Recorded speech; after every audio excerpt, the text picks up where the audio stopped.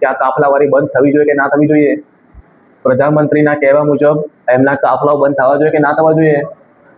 જે પેટ્રોલ અને ડીઝલ ઉપર જે સંયમ રાખવાની વાત કરી છે આપણે માનનીય પ્રધાનમંત્રીશ્રીએ, તો એની શરૂઆત પહેલા પ્રધાનમંત્રીશ્રીથી શરૂઆત થવી જોઈએ કે ના થવી જોઈએ? હું આ દેશના નાગરિકોને, દેશની જનતાને પૂછવા માંગુ છું. હું આ દેશની જનતાને પ્રશ્ન કરવા માંગુ છું, દેશના જનતાને પૂછવા માંગુ છું. હું એ અંધભક્તોને પૂછવા માંગુ છું, દેશભક્તોની સાથે સાથે અંધભક્તોને પણ હું આ ક્વેશ્ચન કરવા માંગુ છું. શું આ કાફલાવારી બંધ થવી જોઈએ કે ના થવી જોઈએ? ગમે તેટલા તમે મોટા ભાજપ પ્રેમી હો કે કોંગ્રેસના ચમચા હો કે કોઈ બી આમ આદમી પાર્ટી કે કોઈ પણ ના તમે આગેવાન ભલે હોવ, એમના કાફલાવારી બંધ થવી જોઈએ. એમની જે રેલીઓની અંદર બહુ ભરીને ગાડીઓ, બાઇકો, ગાડીઓના બસ ઢગલે બંધ જાય છે, એ બંધ થવા જોઈએ કે ના થવા જોઈએ?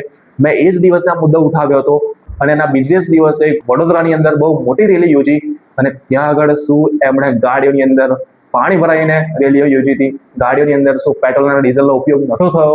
હું આ પ્રધાનમંત્રીશ્રીને ફરી વખત પૂછવા માંગુ છું અને પ્રધાનમંત્રીશ્રીના જે નેતાઓ છે ને એ લોકોને પણ કહેવા માંગુ છું, એ લોકોને પણ પૂછવા માંગુ છું કે તમારથી શરૂઆત થવી જોઈએ કે ના થવી જોઈએ? પહેલી બધા જ નિયમો જનતા માટે જ છે.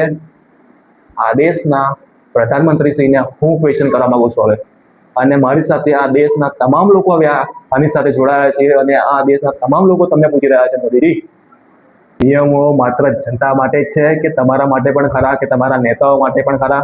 પહેલા મેં ક્વેશ્ચન કર્યો હતો, પણ અત્યારે આખો દેશ તમને, મોદીજી, આ પ્રશ્ન પૂછી રહ્યો છે. સંયમતાપૂર્વક ઉપયોગ કરો. ભલે તમારા નેતાઓ આડેધડ 10-20 ગાડીઓના ટોળા લઈ ભાગે, એમના સુપુત્રો, નેતાઓના સુપુત્રો પણ રેલીવાળી જે કાફલાવાળી જે યોજનાઓ છે બંધ થવી જોઈએ કે ના થવી જોઈએ? ચૂંટણીની અંદર, ઇલેક્શનની અંદર ત્યારે તમે ઘણી બધી રેલીઓ યોજી હતી, ત્યારે આ બુદ્ધિ બહેર મારી ગયેલી તમારું લોકોની, અને અત્યારે ચૂંટણી પત્યા પછી, ચૂંટણીના રિઝલ્ટ આવ્યા પછી અને તમારા જીત્યા પછી હવે આ બુદ્ધિ ઠેકાણે આવી છે